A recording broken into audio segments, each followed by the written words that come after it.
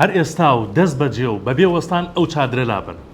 دۆناڵد ترامپ دوجارە و بڕیاریدا کە 44 ساڵی ڕەبەقە هیچ سەرۆکێکی ئەمریکا بوێری ئەوەیان نەبووە ئەو بڕیارە بدەن و ئەو چادرە لابرێت.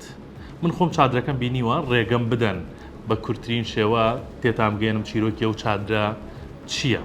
لە ساڵی 1970 ژنێکی پەنابەری ئیسپانی بە ناوی کۆنسێپسیۆن پێچیتۆ چادرێکی لە بەردەم کۆشکی سپی هەڵدا دژی شەڕی ناوخۆی ئیسپانیا و هەروەها بەکارێنانی چەکی کۆمەڵکوش هەتا وەکو مردنی لە ساڵی 2016 و 35 ساڵی ڕەبەق ئەو ژنە لەو چادرەدا مایەوە و چۆڵی نەکرد.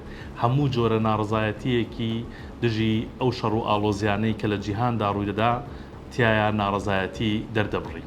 لە دوایەوەوە ئەمریکا یاسایەکی دەرکرد کە لە دەوروبەری کۆشکی سپی و لە بەردەم کۆشکی سپیە نابێ هیچ ناڕزایەتیەک و مانگرتنێک بەڕێوە بچێت.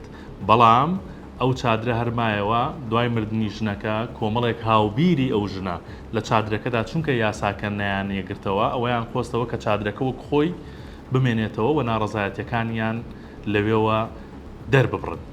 ئێمە پارساڵ لەگەڵ هاوکارەکانمان ڕۆشتینە واشنگتن لەوێ ڕووماڵی هەڵبژارنەکانی سەرۆکایەتی ئەمریکامان کرد چوینە لای چادرەکە ئەو کەسانەمان دوان ئەوان چیرۆکەکەیان وا گێڕایەوە کە هێشتا ئەوان بیری ئەوەیان لەلا ماوە کە ئەم چادرە بەردەوامی پێ بدەن چەند ساڵێکی تر و لەوێەوە ناڕزایەتەکانی خۆیان وەکو کۆنترین چادری ناڕزایەتی لە ئەمریکا بهێڵنەوە.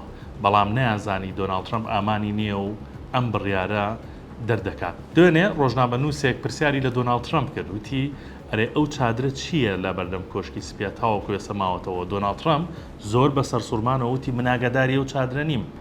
وتیان بەڵێ چادرێکی وەها هەیە کە ناڕزایەتی تیادا دەردەبڕێت چەند ساڵە بۆیە بڕیاری دا و وتی چادرەکە لابن و دەست بەجێبا لەو ناوە نەمێنێت.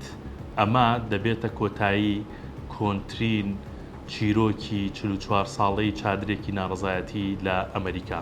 پێم خۆشە ئەو راپۆرتەی کە دروستمان کرد لەسەر ئەو چادرە بۆی زانیاری زیاتری لەسەر بزانن ئێوە تەماشای بکەنەوە.